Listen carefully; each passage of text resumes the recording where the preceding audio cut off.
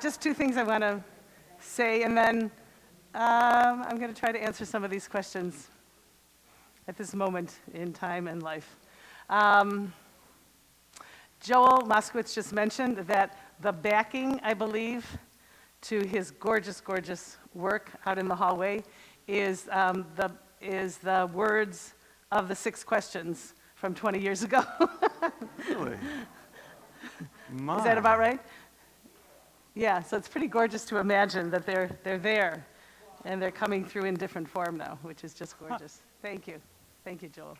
Powerful. And I just want to, I went through just yesterday, I realized that everything that I've taught here for the last 31 years is probably in those 6 questions.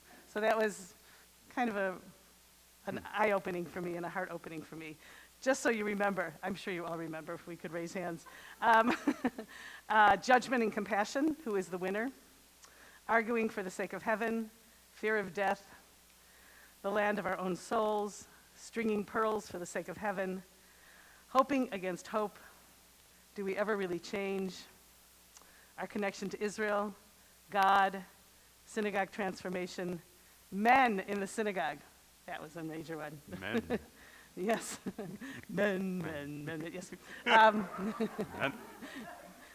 Shabbat and work, mitzvot, prayer, happiness, wise aging, the word and, which can, which can connect our worlds, choosing what are our big sins. That was my first one, yeah. And the power of being right. And I think they're all there. So Larry had taught me, I don't know, 35 years ago, that people really have one teaching, that we all really have one teaching, and it just takes myriad forms throughout different stages of our lives. And perhaps within these questions is that core of what's really true for you and what you wish to carry forth and pass on. Yeah. Go for it. So, and what a beautiful introduction there. And for that one lesson, you know, Laurel, we just said last week, Moses says this commandment. So what is this one commandment? So what is the one teaching that you have? And all of these aggregated together. So let me ask you, how do you feel that you brought Judaism? It's a difficult question for clergy, especially. How do you feel that you brought an authentic personal sense of Judaism into your work serving the community? How did you blend who you are as a member of the Jewish people with your professional role? What really struck me powerfully, and in a very frightening way, is that it is the strength of this community that has concretized and set the pattern for my Jewish growth and values for all of these years. Torah study, teaching, prayer, holiday celebrations, daily conversations about bringing the joy of Judaism into our actions and connections. That was what kept me going and has kept me going. So the fear is, what in the world will I do with my Jewish values and my Jewish life if it's not in connection with this community? And you're going to give me the answer to that. You know, we live in a pretty Jewish neighborhood. Arnie was just noticing yesterday that there's more and more young families in the Newton area, and there's a lot of options. And I look at them from a great distance and say, but that's not mine. And so the question is, how do I find my values and keep this continuity without this community? You've been talking a lot about community, and it's guiding to us. Gabriel gave us a gorgeous sense of it this morning already. So this community has created, maintained, and grown my Jewish soul. And without that underpinning, I need to re-understand the core of those Jewish values and to understand how to put that continually into my daily life. And I'm really afraid. Yeah. Because it's very easy to walk away. We all know that at moments, right? It's very easy to choose another path or not choose. Yeah, so it's keeping to choose, but in a way that is not part of the outreach of bringing others along with me. I'm going to ask you one follow-up blanking on the name, wonderful Rabbi Alav Shalom from Temple Manual. Oh. He was talking about Abraham. Oh, yeah. He said, you need to go on Rabbi alone. Cheel. Mm-hmm. And told Abraham, you've got to go on alone. Left lecha. But Abraham brought everyone else with him. Yeah. So how might you bring some of the connections that you have forward? Might that be an answer? Because you have friends in Newton. And people. Oh, sure. Oh, sure. Yes. Yes. Yes. I offer you the Torah you gave me right back. Mm-hmm. Mm-hmm. Mm-hmm. No, this is how one learns. We reflect back. Mm-hmm. And to continue on, did you establish regular times to keep your relationship to Torah and our Jewish traditions deepening and fresh? I think one of the most powerful offerings that I've made to myself and the reception for myself is to learn to acknowledge my teachers and to find my teachers everywhere. And I started to make a list, and it was quite a wonderful list, both for memory's sake and remembrance. And, you know, it starts with Arnie, who is the kind of the core of my ability to learn and to be open to grow. Mm-hmm. And I'm also thinking that the incredible gratitude, I don't know how this happened, that we followed a similar enough path for these last 48 years tomorrow. Wow. Yeah, because it wasn't set, and neither of us were into Judaism when we met. We were on a long break, right? As I've mentioned before.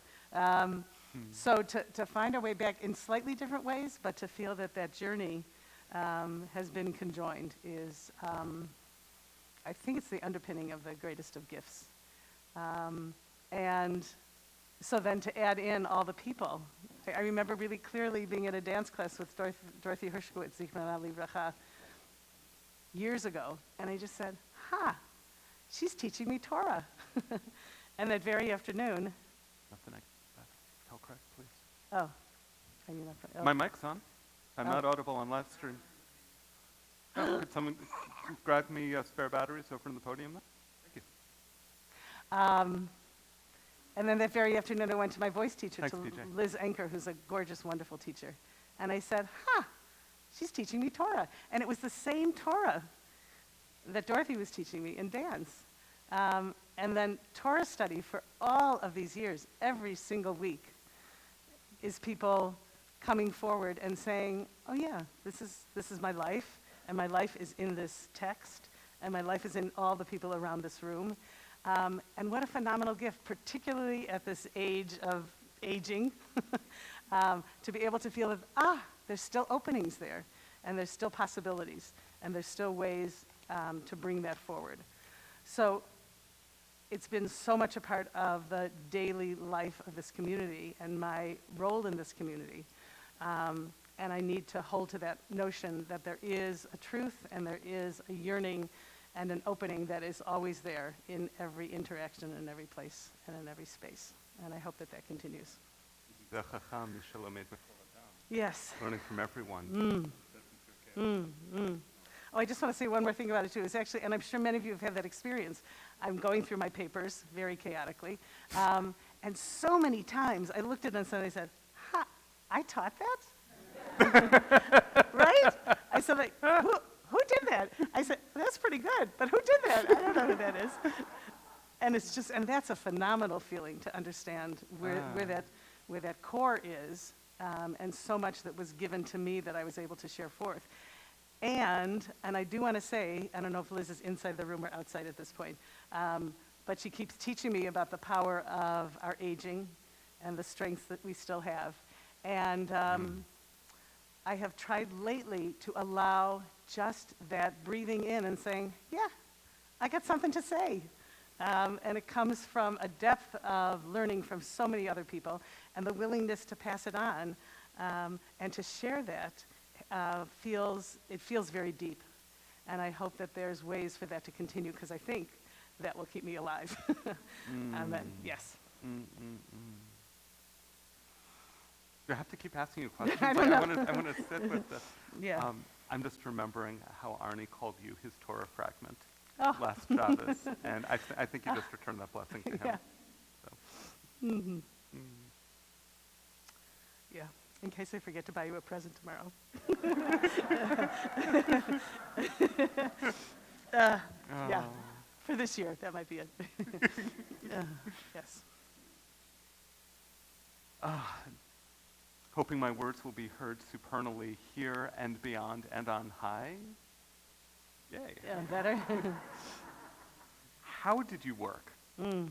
to ensure the future of the Jewish people by working to heal the world and pass on your teachings in a way that you have not already said? Because I feel Yes. you've been talking Yes. very much about that in Mhm. everything It's all the you've same shared. question, Really, right? really. It's all the same Yeah. piece. Rabbi Sheila Weinberg, who's been our wonderful teacher and my wonderful teacher for so many years, I remember came to one retreat and said, people are writing to me a lot and people are calling out to me. And I remember Bob Lindenberg gave me the same question a good number of years ago, that like, you're doing mindfulness, but isn't it really mindlessness? And Wow. and Ooh. to her more directly was, you're really not helping anybody else by doing this. How in the world do you think you're helping the world by like sitting there and contemplating and meditating? That's not doing, what good is that doing? And Sheila, who's a tremendous social activist and has spent her life trying to help repair the world, I think spent a long time trying to put that into words that could be understood by others, particularly as she was spending so much time trying to teach other people how to meditate and to create mindful awareness. And her, I'm generalizing her, or simplifying her answer, was that in order to do any piece of the world, in order to feel a connection to the world, that she needed to continually return to a source within herself, and to the core of her soul, which was holding her and teaching her and guiding her, in order to remind her over and over again, there is a world you need to be a part of. There is a world you need to help repair and to heal. I took that in very, very deeply. I think it's such a transition moment. I feel like I have rationalized in my head for all of these 31 years. You know, the world, I know it needs a lot of healing, but you know, I'm doing good stuff at Bethel. I'm helping Bethel. And I'm talking to people and sharing with them and learning with them, and that's good enough. And so that brings up, again, that questioning about where do I take all of this energy that has gone into, I truly feel each one of you and been given to me from each one of you. And to understand that is a healing, one-on-one, and yet to understand that there's more, to take that energy and to find a way to put it into a world that's out there and that needs so much at this point. And I can only hope that will come as time goes on, and I'll be reminded and remembered about it. Yeah. I see you in many ways as having, you have so many facets to you and to your work, and one that I see that shines most brightly right now is you as a teacher, and across all the ages. And when I saw for the first time how on a Saturday morning when you would come up to Lane, half the room would stand up, and I asked, what is this tradition, what's going on? And said, oh, we're honoring her as our teacher, this very deep, very traditional perspective. And seeing the way that you're having taught grandparents who influence parents, who are influencing children, I see it every single day that we're here. It's a wonderful, it's a fountain trickling from generation to generation. That's how I see it. And it holds off that other, which was not quite in here, but that other deep Laurel thing, which is invisibility. I feel like in many ways I'm a really humble person, and yet I really need to be seen. And I really need to be heard, and I really need to be engaged and have people say, oh, hi, how are you? So that is that dance between the invisibility and the reaching out and the sharing and the giving. Yeah, and maybe not needing so much back. That would be really good.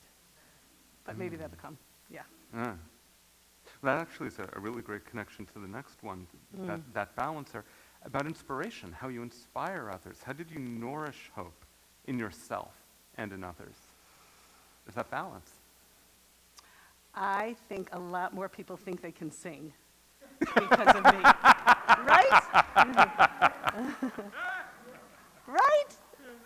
And I think a lot more people think there you go, Susan, thank you. And a lot more people think that Torah is theirs because of my teachings and because of all this time together. And that's enough. That's really, really good. That's really, really good. It's profound. So prayer, a lot of laughing, that sense of absurdity, which is a great part of hope, I think, too. We talked at our Wednesday study about the difference between waiting and hoping, because they have the same core root to them in Hebrew. And I think that's, Tikva. yeah, that's an important piece for me, too. An image that I've shared a number of times is that, and it really holds so deeply to me, is that I feel like my job is to stand in the doorway. It's like a liminal place, doorways. And I stand in the doorway and I welcome people with hope as they come in, and I lehitraot them as they walk out the door, maybe never to return. But that always with that hope that there is something that can be connected and something that can be taught and shared, both in the going and in the coming. And to feel that that is always a possibility. I think that's a crucial piece. And again, I need to find what doorways to stand in going forward. I think it's an important place for all of us. It also brings more compassion and less judgment. And allows you not to feel alone, because there's always a flow, and you become part of that flow, even if it's for a very short period of time. So I want that to be the case. Yeah. Who among your teachers, and I don't know if that's still or not, but depends on when I turn my Don't turn that head. right?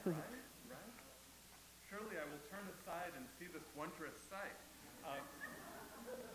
Who of your teachers would you say taught you hope? Which of your teachers had hope as part of what they did? My daughters. Yeah, definitely. Yeah. Hi, guys. Yeah. And I think, I mean, just to be trite and honest about it, I think every phone call, every conversation, every walk down the street, every reaching out, I realize I'm very much in need of relationship, and that is, oh, Hey, you know, we're doing great. Let's go for 3. okay, we could share this too.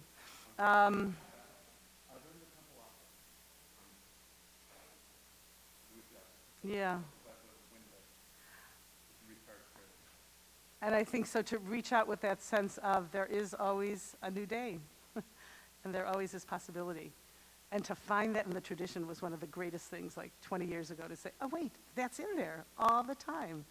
Hamichadesh b'chol yom echad, every day, that there is an awareness and a newness and a freshness and a possibility feels really crucial to me. And just the last thing I want to say about that is I think my mother was a tremendously hopeful person. Actually, my father was too. And he had a lot more difficulties in his life than she did in his short life here.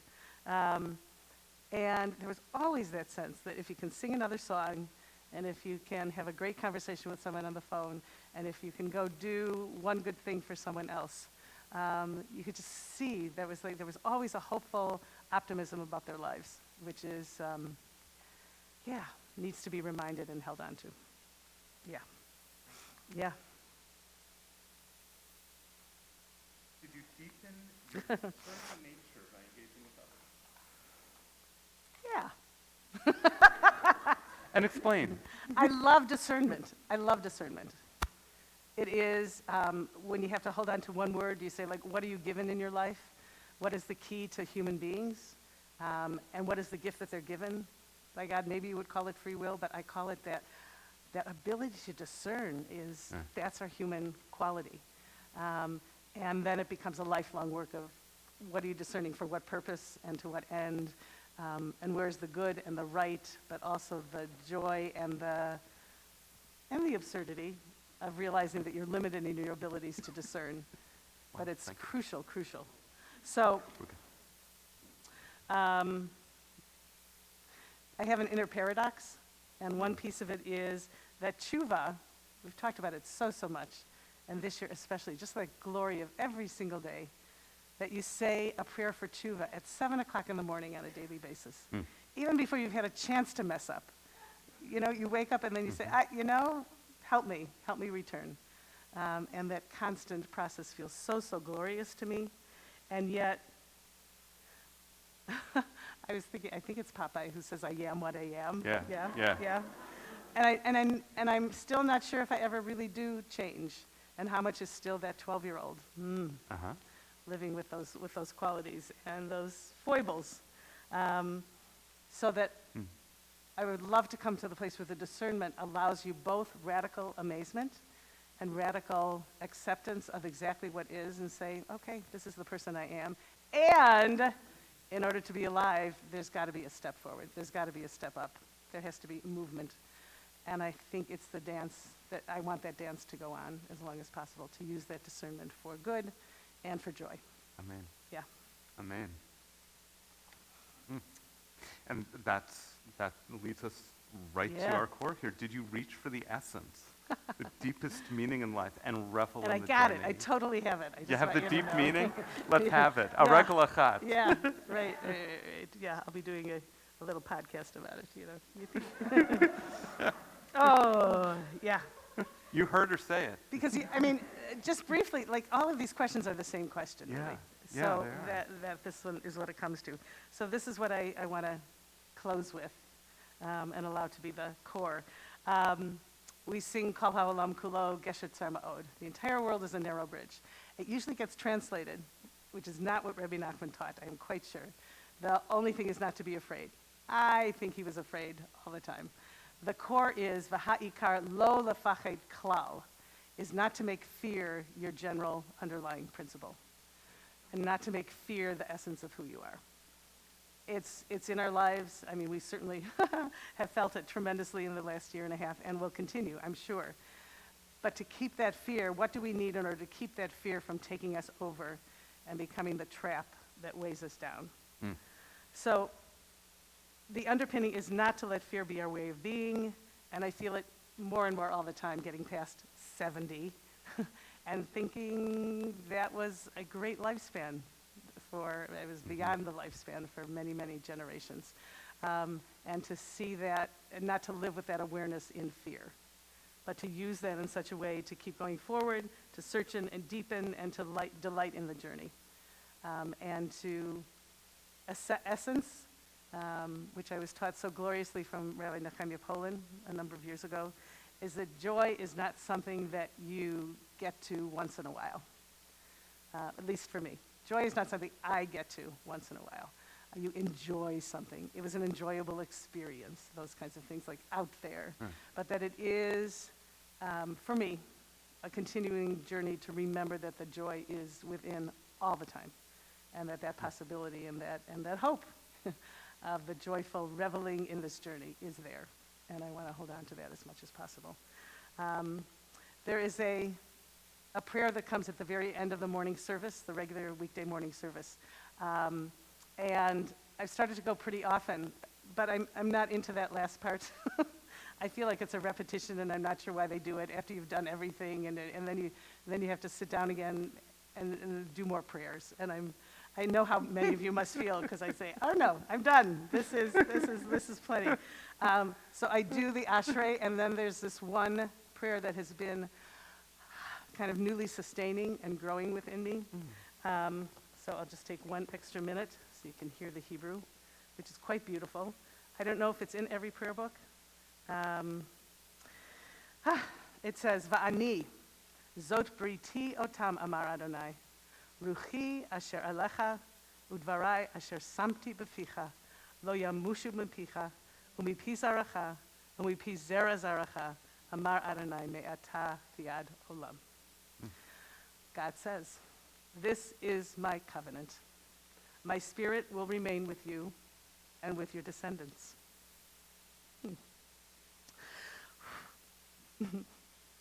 My words will be upon your lips and upon the lips of your children and your children's children, now and forever. And that's my hope. And that's, it's a letting go in a way, to allow that to be beyond me, within me, but also much beyond me. To learn how to accept that, and to feel that I am as part of a chain. We are all part of a chain of this glorious, glorious tradition that has kept us alive and sustained us. And through miracles to come, will keep our people alive and the face of this earth alive for generations and generations to come. And I think that's amen. Amen. Amen. Kein Yehi Ratzon. Yeah, yeah. Amen, Stella. Thank you. Thank you.